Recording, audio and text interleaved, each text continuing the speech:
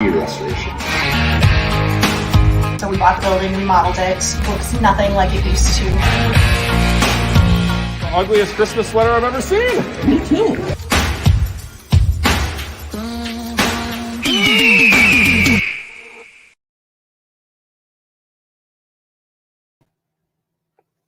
It's happened way too many times. We were just talking the fact of like open mics and, you know, for your career and what my past career was, I mean, open mics are a scary situation. They're very scary. I know they are. Waylon Brown here. We are talking about all kinds of fun North Iowa stuff. He is state senator for the 26th district, right? Currently 26th. Okay. And is that going to change?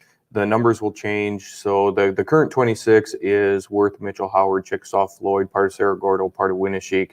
After the redistricting process, I will now represent Worth, Mitchell, and Cerro Gordo County. So obviously paired with another senator. So we'll see how that all works out here. Oh, wow. So we got some changes coming up. You said every 10 years this kind of jazz happens? Every 10 years, we redistrict. It's based on the U.S. Census. The U.S. Census was late getting to us this year, so it delayed the whole process. We just finished a couple of weeks ago with the process, and the new maps are officially in place as of January 1st. Okay. You know, we could really piss some people off and start talking politics, but that's not why I had you on. I mean, we could really have some fun, I think, here. But you know, the big reason I wanted your whole process of how, you know, you started out, you're a business owner, and then you're making yourself into the Iowa Senate. I found that process interesting, and I think it's inspiring. There are people out there that I think should take notice, and specifically here in North Iowa, that if you want to do something, you can do it, and you've done that. So let's back up and let's start with kind of the roots. Sure. So, you know, the process really for me, growing up, I always remember listening to mom and dad. I grew up during the farm crisis in the 80s, and when mom and dad thought that we were tucked in bed asleep, I could hear everything through the vents, and there were a lot of conversations of how we're going to make ends meet. What's tomorrow? And how old were you at that point? Oh, you know, I was probably 8, 9. So you kind of understood at that point. Yeah, I understood what was going on. Yeah.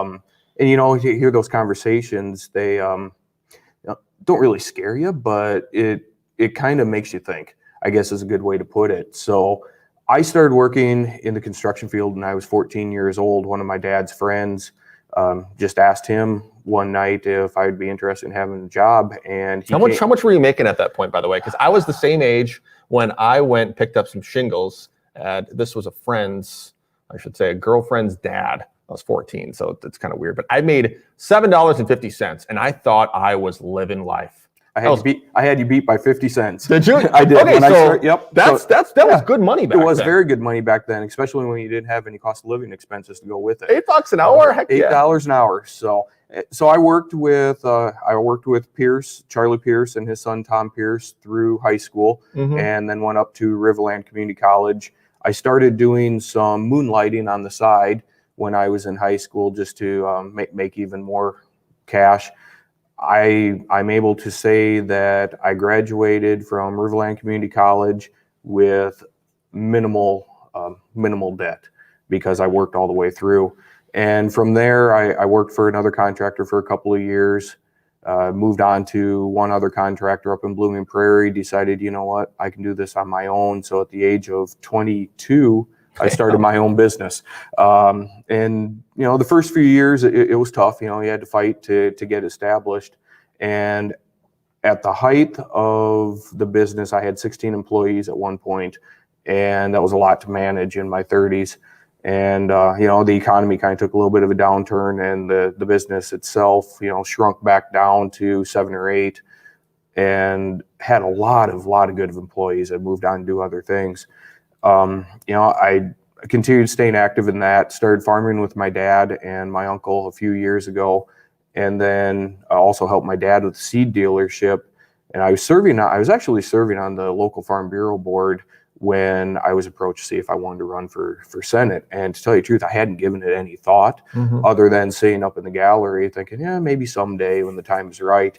And when I was first approached, I didn't know if the time was right, but you know, my grandpa's always been somebody who I had a lot of respect for and instilled a lot of the values that I have. And I remember visiting with him when he was in the nursing home, and he looked at me and said, well, if not you, then who? And if not now, then when? And it really made me take pause. And I thought about that as I went out to DC for a trip with Farm Bureau.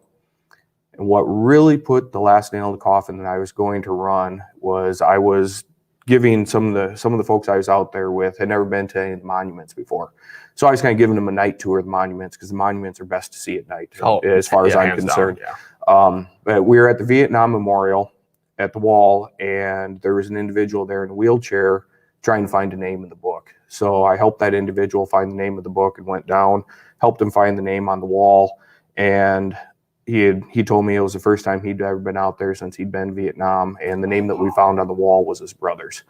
And so we sat there and talked for probably half hour, 45 minutes. I was just listening to him. Mm-hmm. And at the end of it, I thought, you know what? He made a sacrifice for us, lost more than anybody cares to ever have to imagine or go through. And I'm the one that's being called on now to serve. And even though I don't serve in the capacity of the military, it's still service to the people. So that was kind of the final decision that, yep, I'm going to go back home. We're going to do this, and the rest is history. So what was the campaign like? That's always something that fascinates me, with someone that's, I mean, you're putting the boots on, and you are starting from scratch. Starting from scratch. That's exactly right. Incumbent that you're going against. Yeah, so, I mean, it was grueling. It was 28,000 doors over the course of years we knocked on in multiple different communities. And when I went out and knocked on doors, it was from 8 o'clock in the morning, sometimes 8:30, depending upon the community, until about 4:30, 5 o'clock at night. I never knocked past 5 o'clock at night, because as a dad with small kids, I understood people were coming home from work. They didn't want to be interrupted during supper time, because that was time to help kids with their homework. It was time to get them ready, feed them supper, get them ready for school the next day, and I didn't want to interrupt that. I would knock on Saturdays, but I would only knock on Saturdays until mid-afternoon for the same reason, and then I never knocked on a door on Sunday. I felt that Sunday was off limits for that. So. And yeah, I think that's perfect. But what is the conversation like? So you're knocking on the door, and you're like, "Hey, I'm Waylon Brown, and I'm running for state senate." Some stories I can't share on the camera. You probably don't want to give away all the secrets. Well, sometimes I've been invited in for coffee and cookies with some folks, just wanting to have more of a conversation. I had doors slammed in my face. First day out, I went over to, where did I go? First day out, I went over to Joyce and knocked out Joyce in probably 4 or 5 hours. I thought, this is going really good. I'm going to go to Kensett. So I went to Kensett, and I was knocking on doors, and I was walking up to the door, and there's a dog sitting on the porch. And as I was coming up the sidewalk, the dog lifted up its head, looked at me, put its head back down. I thought, piece of cake, not a problem. This is a good dog. I'll be able to, just let it know I'm here. You got bit in the ass, didn't you? Well, it was close. My foot hit that first step, and that dog stood up, hair stood up its back. It came off that porch. I was running backwards as fast as I could. And right when its chain got tight, it caught my pants right on my thigh. And otherwise, there would have been bloodshed. I don't need to knock on this house. I'm not going to leave anything. I never knocked on that door again. What kind of dog was it? I'm curious. It was a German Shepherd. Okay. So I guess. But very protective dog, but it was probably it was protecting its territory. So, we had a lot of encounters with dogs as we were out knocking on doors. That's one thing that I carried treats in my pocket just in case after that first day. Postman trick. Yep. Right.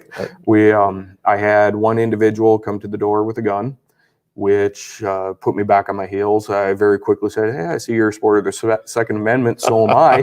And we had a great conversation. And there it was. Okay. Yeah, there it was. We talked for probably 15, 20 minutes, had a great conversation, walked away from that door feeling, kind of fortunate that they're still alive. But, you never know. I mean, when you're knocking on a door, it's somebody else's property. So, but more often than not, everybody's really, really friendly, really nice. Is that cliche I always thought it was kind of cliche with knocking on doors, but is that how a lot of campaigns start? Especially, I think, with your party, I think it's probably more so. I believe it's the best way to get to know individuals. Get out in the community and have those conversations one-on-one. let them know you're just a normal person, just like they are. Mm-hmm. So, I mean, there's a difference between politician and statesman. And I I was supposed to call you a politician. You're supposed to, but you didn't. So, Yeah. which I'm thankful that you didn't, because I prefer to be known as a statesman, not a politician. I'm just down there trying to make sure that what the next generations have is better than what we have, and not in it for myself. We'll take this road as far as it'll go, and hopefully at the end of the day, we're able to look back and say that, we made a positive difference for the state and for the country. How did you get that campaign organized? So after the conversation with your grandpa, and then you went and did some door knocking and all that, Mm-hmm. How did the organization of the campaign take place? Did you reach out and make sure family was okay with this? Did you get a campaign manager?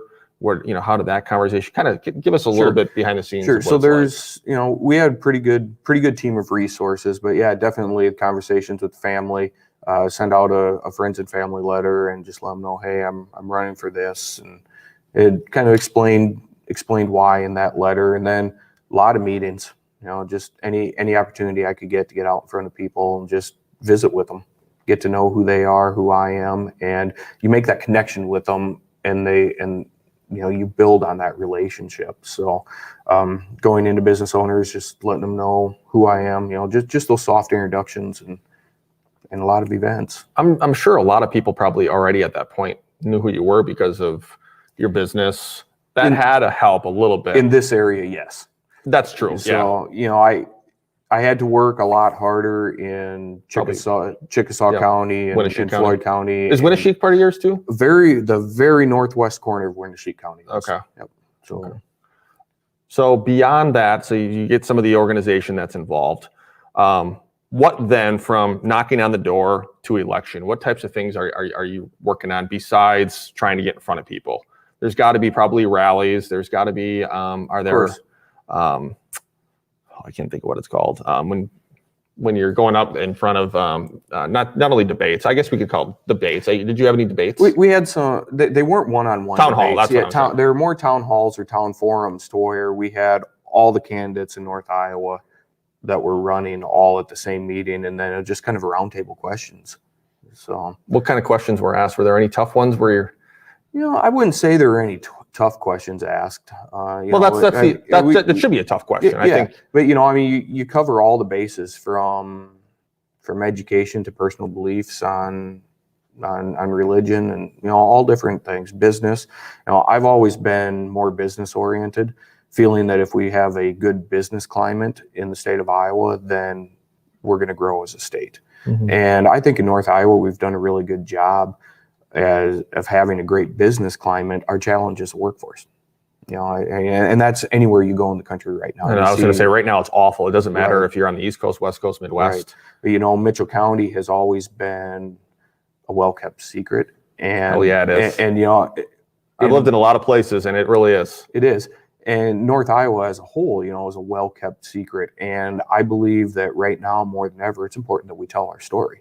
It's important that we brag about what we have, whether it's the great businesses, some of the best schools in the state, the great opportunities for employment, the recreational, between the bike trails or the water trails that we have, or the CRC building here with all the amenities that we have. Right now is when we want to be telling people, you can do almost anything you want in today's society right here from North Iowa. And that's how we grow our population. That's how we keep vibrant and be effective going into the next century generation. Because right now we have an opportunity coming out of the whole COVID situation to really grow and to sell what we have. And I got to say first, I didn't even mention where we're at, and I do that all the time for some reason. We're at the Mitchell County Historic Society and the CRC. When was the last time you've been in this building, or at least in this part? This part, it's probably been a couple of years since I've been in here, and I think they've kind of changed it up a little bit. But if you see my eyes wandering through this, it's because there's so many neat things to look at in here. I mean, the wagon back here, right? You got the vehicle. There's a lot. And this is one of many things in Mitchell County that's really cool just to walk through. The Lehman Center up by the elementary school now is really cool to look through too. Kind of highlights some of the people who have left Mitchell County to go on to do great things. Whether it's Robert Kern, who was he's right up front. Yeah, he's right up front, and remember, he was the inventor of the Generac generators, or if it's Bill Fox, who was a lead design on some pretty impressive aircraft. There's all kinds of people who grew up in Mitchell County and moved on to do great things. And it's kind of cool to see that highlighted now too. I think so too. What are you guys working on in the state right now? What are some things that you and specifically if you want to talk North Iowa or even around the state? I mean, obviously there's always going to be issues from a political standpoint of education, economy, crime, jobs. But what specifically? Farming is probably a big one for you too. But what specifically for you are you trying to work on? Well, I'm chair of the transportation committee, so a lot of my focus has to do with all things transportation, whether it's looking at what the gas tax looks like, or ensuring that our road use tax fund remains whole, or we talk about bike laws and whether or not we need to make some changes there, all those things. But when we really start talking about transportation right now, it's really the moving of our commerce. And so right now I'm working on trying to get a few things modified for our short line rails so that we can, our short line rails are the railroads that connect the first and last mile, I guess is the best way to put that. Yeah. And a lot of those are in need of some repair, but they're a crucial part of getting our goods to and from. So, kind of taking a look at a few things there. One of the things that I'm really working on behind the scenes, I'm hoping I don't have to use legislation to do it. Yeah. I want to see girls wrestling sanctioned in this state. I think that now is the time that we make sure that we get that sanctioned. So Osage is obviously, as you know, is making a huge push for it. Oh, huge, very huge Barb push. Schwalman has been, I think, really helping out a ton because I just had a conversation with her last week. I would be surprised if it doesn't happen in the next couple of years. I would be too. And I know they're working through a process. It'd be nice if we could speed that process up, especially since the University of Iowa has said that they're adding girls wrestling as a sport. And that'll be huge. Yes, it will. Because you see Iowa do it, you're probably going to see Iowa State do it. You're probably going to then it'll blossom throughout the state. So you're working on that, big with transportation. I was looking at a couple of things that you're a part of, but talk a little bit about how you're involved in farming now. Sure. So my dad retired last year, so I am slowly taking over all that operation. And how big is that operation? Oh, in all honesty, we're pretty small. Okay. Probably about 500 acres. I mean, we're not a huge. large operation by any means by today's standards. But it's probably more about the family though. It is. All but one farm is all family ground, and it means a lot to be able to keep that in the family and be the caretakers of that soil. So okay. And it's mainly corn that you guys are growing out of? Correct. Yep. Corn and soybeans. We used to pasture farrow hogs. We got out of that in the late 90s when the market was brutal to us. Mm-hmm. So and I've raised hogs. I've managed a confinement operation since then, but let that go a few years ago as well. Or just eventually you get to the point where you realize you may have a few too many irons in the fire. So. I'm wondering if that's you, because I'm listening to some of the conversation of, just going here to here and to here. What are you all involved right now in? Okay, so do you still run the business, the construction business? I do. I still run the construction business. Are you doing that day to day, or you basically have you delegated some of those duties? That right now is day to day. As we mentioned before, the workforce is a challenge, and currently I am everything. So I've tailored that back some, and just handling projects I can do on my own. Mm-hmm. Eventually I'm anticipating I'll have employees again, but right now this is the right fit for me. So still working on that. I am on the board for the seminary here in town, and then help the kids with 4-H, and they're over at the high school both wrestling right now. So there's so many things going on, and my wife works up at the hospital. She's head of the X-ray department up there. So we live busy lives, but we wouldn't want it any other way. I wouldn't know what to do. And Christine and I both she's busy, she's doing her thing. And I just think about all the things that are out there right now. Why would you want to stay home and not experience what's out there? I don't know, because if I get a afternoon where I can stay home and sit in front of the TV to watch a football game, I'm bored by the end of the first quarter. So, and if I have anything going on the TV, it's usually with a phone in my hand trying to work, or if it's a computer or whatnot. I want to dive back into the transportation thing. That was interesting to me, since you're kind of overseeing some of that stuff. What are your thoughts on the direction of cars going into autonomous or electric cars? I'm glad you asked that. I actually test drove a Tesla the other week. Did you? And one of my friends represents them, and so they say, "Hey, I'm going to have a Tesla. Would you like to drive it?" I said, "Yeah, I'd love to." So they brought it up, and it's really hard to let go of a steering wheel and know that this car is going to drive for you. Even up by McIntyre, this car drives for you, and it knows where the stop signs are. It is absolutely amazing. I think it's going to come with some challenges. I really do think it's going to come with some challenges. Right now, in that particular model, you have to touch steering wheel every so often, so it knows you're still there. Something like that. So you're alert. Actually, in Iowa, down in Iowa City, we have a test lab. It's a state test lab for all things vehicle. Mm-hmm. And one thing that they're working on testing right now is the platooning of semis. So we passed some legislation allowing them to be able to do that a couple of years ago. And the first semi has a driver in it. Second driver eventually will not have to, or the third will eventually not have to. And that first semi sends signals to the ones behind it. So if that front semi breaks, the other ones break all in unison.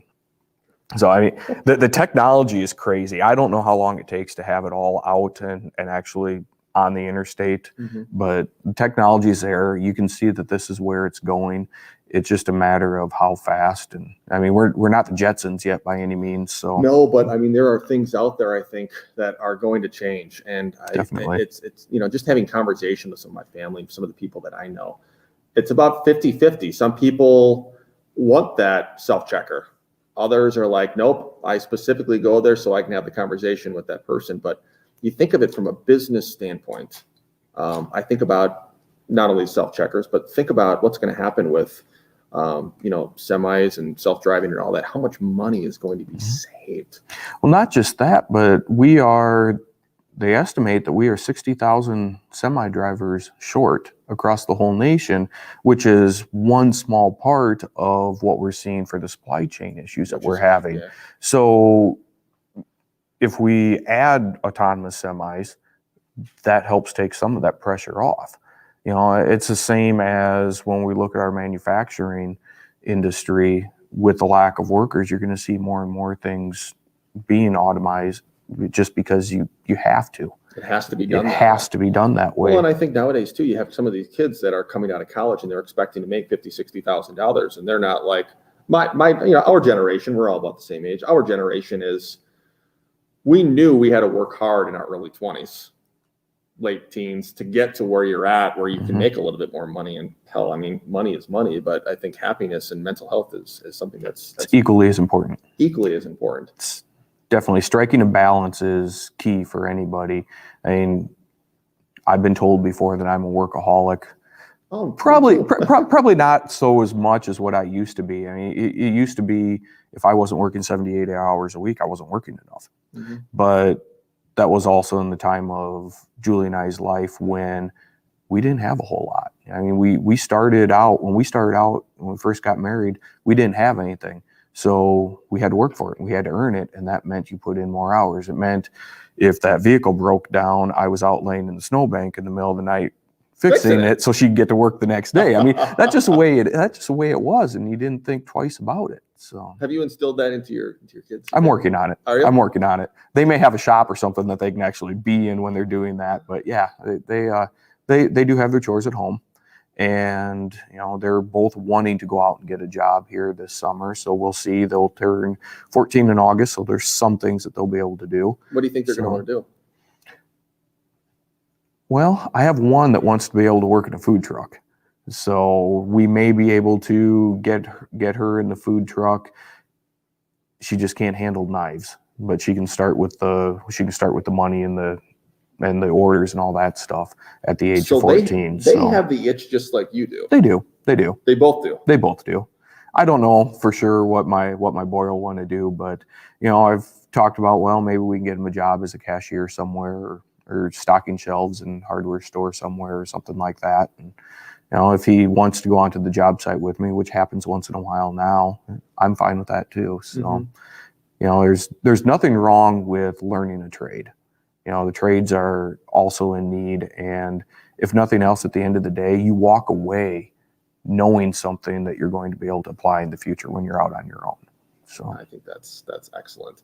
And to start early on, I've noticed plenty of, I don't want to call them trends, but patterns, that kids that I grew up with that had jobs and instilled that work ethic immediately, they're doing a lot better than the kids that, oh, I don't need to work, I don't need to do this. It's just like the pattern continues. They work when they need to, and the ones that work hard are probably going to be a little bit more, I don't want to say successful, but they'll be able to do a little bit more. The drive is different. Completely. Yep. And our sports instill a lot of those same things into individuals as well, which I've really noticed that with my daughter, that once she became active in sports, she does softball, she does volleyball, now she's doing wrestling. And the softball isn't just during softball season, it's year round. It's year round. But it was that sense of responsibility, knowing that she had to put forth the effort, practice to get better, all those things. And it's really focused her a lot more, and I've seen it on her schoolwork as well, to where that's a lot better than what it had been in the past too. So it's fun to watch that. I think so too. It's fun to watch that. I think evolve probably from your standpoint when they were just coming out of the womb to where they're at now. What's next for you? What are you working on? Obviously, you're a busy guy, but where's your life heading? Are you thinking about anything beyond the state senate? Are you thinking about, hey, I'm going to get back into this, or school board, or whatever else is in that mind? I hate to say that I just kind of roll with the punches, but in a certain extent, I was once told that when you say yes to one thing, you say no to something else. Also been told many times that when one door opens, one door closes. Kind of the same type of a thing. And one thing that has always stuck is that I never turn away an opportunity without looking into it. So, what's to come? I really don't know. One comment is, we still have an older senator. He's a great senator, but he's been around for a while. He's going to probably retire soon. You would think. How long has he been doing it? 57 years? He's been in for quite a few years. Done a lot of great things for Iowa. Wonderful things for Iowa.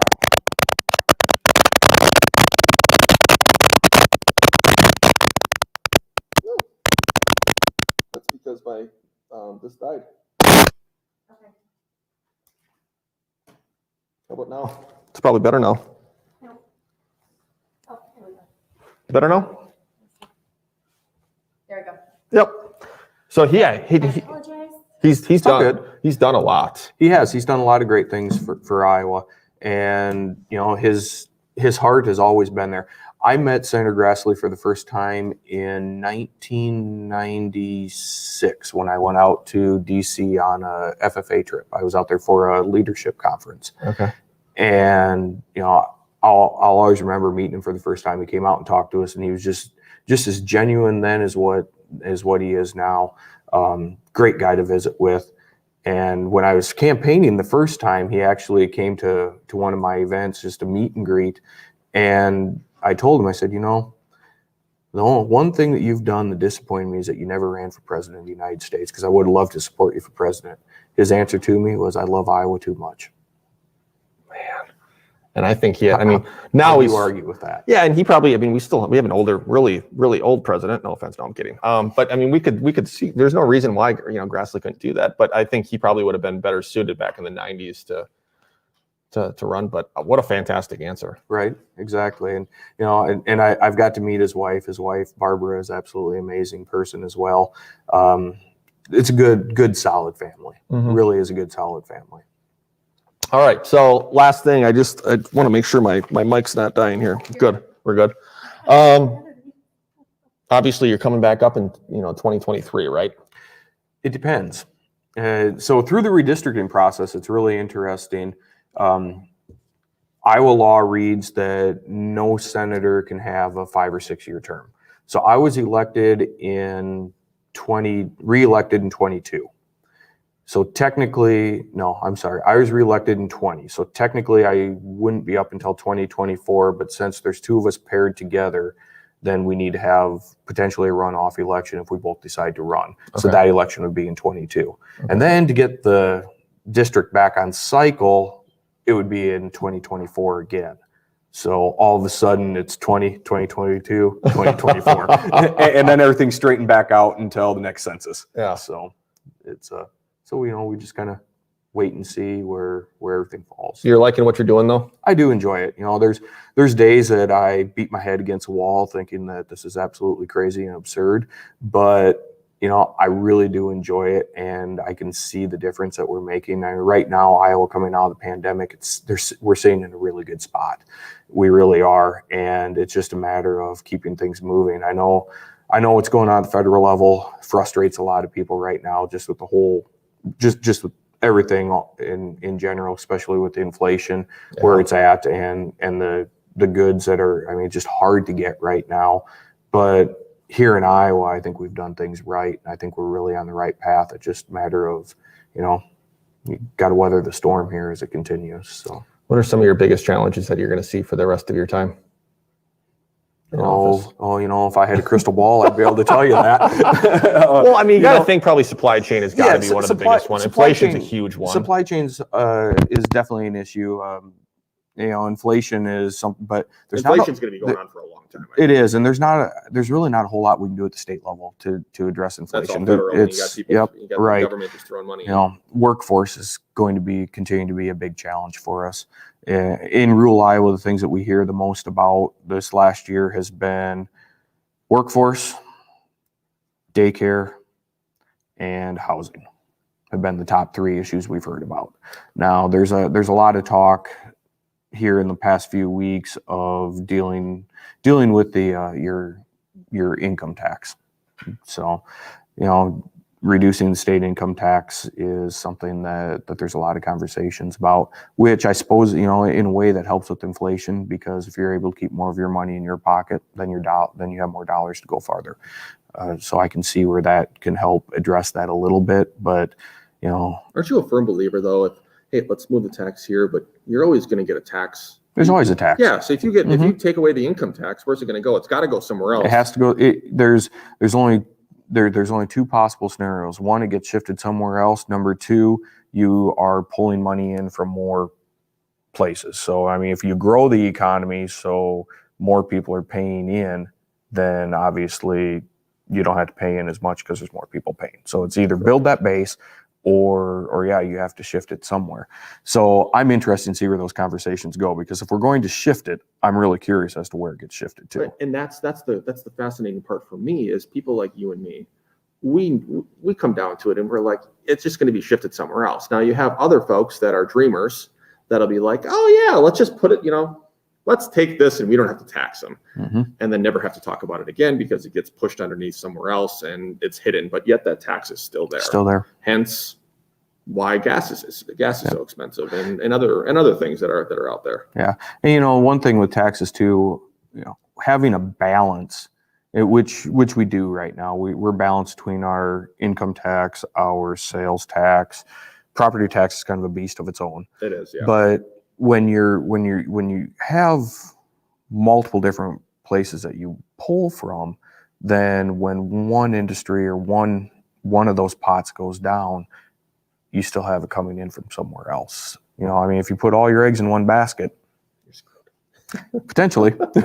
So, it'll be some interesting conversations to see where they go. Final thoughts. I kind of want to make this a little bit fun. What are some of your favorite, if people have not traveled into Mitchell County or throughout your district, what are some of your favorite things to do within Mitchell County, where you live, or the district?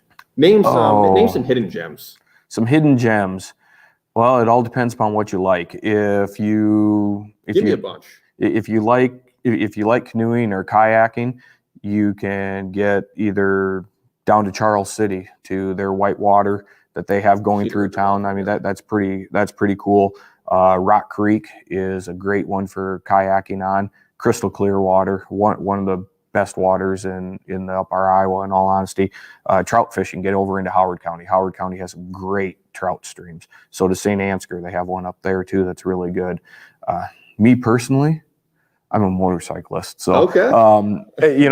You can find me on a highway that most people don't know exists. I know a lot of the back roads pretty well, and that's what I like to do, is just get out, ride my motorcycle, and see the countryside. And the big thing that I noticed too, in your eastern district, obviously the topography changes a little bit compared to your western district. I've always been a fan, and people think I'm crazy. I've always loved the flat land of just being able to just look and see everything. I'm just amazed by that. If you go into like Webster City, or you're down in Ames, some of the flattest land that you'll see in the Midwest. But then, you go out to, especially eastern Howard County, out toward Decorah as well. Mm-hmm. What is Decorah? Is that Winneshiek? I can't remember what. Decorah's in Winneshiek. Yeah. Yep. I mean, some of the most beautiful, rocky, glacier rivers that you'll see. Right. Which one is your favorite? Are you more of a flatland guy? Are you more of a hilly guy, or is it just whatever you want to see? Because on a motorcycle, you're gonna get everything. You catch it all. In all honesty, I really like the mountains or the rolling hills on the motorcycle. You get some curves in there. I mean, it's a little bit more fun to ride on a curvy road than just a straight shot. So, sure. But yeah, I mean, we also have Clear Lake, which is great for whether you want to do tubing, jet skiing, skiing, or any of the water sports, or if you just want to fish. There's great fish in Clear Lake as well. We have the Music Man Square in Mason City that has a lot of attractions. If you like hockey, we have the North Iowa Bowls. I mean, you name it, we have it. And a lot of people say that we're in the middle of nowhere. I'd like to say we're in the middle of everywhere. I mean, if you really think about it, we're 2.5 hours from Des Moines. We're 2.5 hours from the cities. You can be in Iowa City in 2.5, 3 hours. How many other places can you think of where a couple-hour drive you're at a bigger venue to see a concert, or to pick up a baseball game if you like baseball or football, or a professional hockey? They're all right there, and yet at the end of the day, you get to come home to rural Iowa where it's not such a fast pace, and you can breathe. The culture is so different. From here, Des Moines, and obviously pieces is a whole other animal. So yeah, you're right. You get a little bit of everything. I'm going to put you on the spot. If you're going for breakfast, what's one of your favorite locations to go for breakfast? Oh, you are putting me on the spot. I mean, there's some good ones out there. There are. One of my favorites is actually R80 over in Kensett. Have you been? I've never even heard of it. Oh, you guys got to check out R80 over in Kensett. So what do you have there? Just depends upon the day. Okay. It's all good. It's all good. Yeah, usually when I'm going for breakfast, I want eggs, bacon. You can get it there. Is it like old-fashioned diner too? It is. Yep. It's a new building. It's the gas station, and then within the gas station they do have a separate diner in there. But yeah, R80 is one of my favorites. So another good one here in town is Beckmar's. Beckmar's is awesome as well. So, but most of the time, we have chickens, so most of the time it's out of our own fridge or freezer for breakfast. So yeah. All right, one last question. All right, high school football. It's Friday. Who are you cheering for? Is it St. Ansgar or is it Osage? Oh man, I'll cheer for both of them as long as they're not playing each other. I had to ask it. Of course you did. Hey, believe me. When we made the move over to Osage, it was because it was the best fit for our kids. Mm-hmm. Our kids had already, twins. And daycare was hard to come by when we had them. And my daughter had some health issues. So it was a sense of security for my wife, knowing that they were in an in-home daycare only a couple of minutes from the hospital where she worked. And plus it was a place that actually had room for twins at the time. We built that support staff from when they were born until when they started school. It was just natural for us to open enroll them here because that's where the support staff was. And then, eventually we moved out of our house, St. Ansgar, bought the acreage that we're in now, and it's been a really good fit. It's hard for me to put on green when it's time to play St. Ansgar because it is hometown. But all joking aside, you always do what's best for your family at the end of the day. And what was best for our family was to make sure that we were here, especially being with me being gone all winter long down Des Moines. It works best for everybody that we're over here. And both school districts are great. Yeah. Like I said earlier, we have some of the best school districts in Iowa, up here in northern Iowa, and I wouldn't have it any other way. It's great to have the rivalry. It's an amazing rivalry. And it's great to it's great to go back and see my old see my high school friends when they're around too. So hey, back in the well, and it's fair. Back in the day when I was in high school, we may have been ran out of town a time or two, and it may have happened the other way as well. So that rivalry is always fun, but it's good. It's all good, clean fun. So good. Well, thanks for coming on the show. Oh, my pleasure. Anytime. Yeah, it was awesome. Next week. Sorry, I looked at the wrong camera. I did that all the time in the news. Next week we are heading to ADA Northwood. We're talking to Tom Strenson, and we're Strenson. I can't wait to tell this to Tom. Tom, you're lucky that I remembered your first name, because I have a hard time remembering anybody's name. But we will be at ADA Northwood. It's been a while since we talked to him. Yeah. We haven't seen him since April. Yeah. May. He's going to be happy to see me. We'll see if he's happy to see me. Until next time. Thanks again. Thank you. What's his last name?